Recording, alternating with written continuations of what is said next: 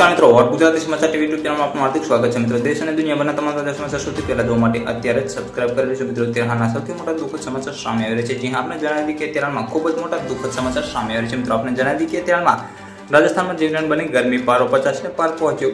BSF જવાન સહિત 2 ના મોત. મળતી માહિતી મુજબ આપણે જણાવી દઈએ કે ગરમી જીવલેણ બની રહી છે. મિત્રો, આ માત્ર કહેવાની વાત નથી. હવે ખરેખર રાજસ્થાનમાં સ્થિતિ આવી બની રહી છે. મિત્રો, તાપમાનનો પારો 50 ને પાર જવા થઈ રહ્યો છે, જ્યારે હીટ સ્ટ્રોકને કારણે એક વ્યક્તિનું મોત થયું છે. મિત્રો, બીજી તરફ હવામાન વિભાગે ભારત પાકિસ્તાન સરહદ પર તૈનાત બીએસએફ એક જવાનનો જીવ પણ લઈ લીધો છે. ત્યારે કાળઝાળ ગરમીને જોતા આરોગ્ય વિભાગ દ્વારા પરિસ્થિતિ પહોંચી વળવા ખાસ વ્યવસ્થા કરવામાં આવી રહી છે. મળતી માહિતી મુજબ આપણે જણાવીએ કે બેહતર વ્યવસ્થાપન માટે દરેક હોસ્પિટલમાં નોડલ ઓફિસર તૈયાર કરવામાં આવી રહ્યા છે.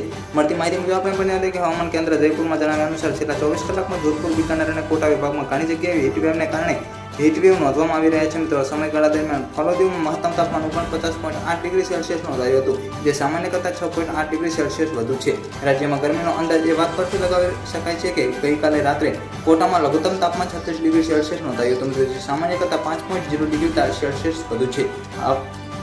હવામાનના કેન્દ્ર જણાવ્યા અનુસાર રાજ્યમાં ગરમીનું જોર યથાવત રહેશે. પબ્લિક હેલ્થ ડાયરેક્ટર ડોક્ટર રવિપ્રકાશ માથુરે એક નિવેદનમાં જણાવ્યું હતું કે ગજમેરમાં સરના ગામમાં રહેવાસી 40 વર્ષીય મોતીસિંહનું રવિવારે સ્ટ્રોકના કારણે મોત થયું હતું. મિત્રો, તેમણે જણાવ્યું કે રૂપનગઢ ગામમાં શનિવારે ટ્રેક્ટરમાં પથરી ભરતી વખતે રોજમદાર મજૂર મોતીસિંહની તબિયત અચાનક જ બગડી હતી. તેને પહેલા સીએસપી રૂપનગઢ લાવવામાં આવ્યો હતો અને તેને અહીંથી તેને જિલ્લા હોસ્પિટલ કિશનગઢ રેફર કરવામાં આવ્યો હતો. મિત્રો, અધિકારીઓએ જણાવ્યું કે મોતીસિંહનું રસ્તામાં જ મોત થયું હતું. મિત્રો, ફોન પર માહિતી વિડીયો મળતી છે. વિડીયો ગમે તો લાઈક, શેર અને સબસ્ક્રાઇબ કરવાનું ભૂલતા નહીં.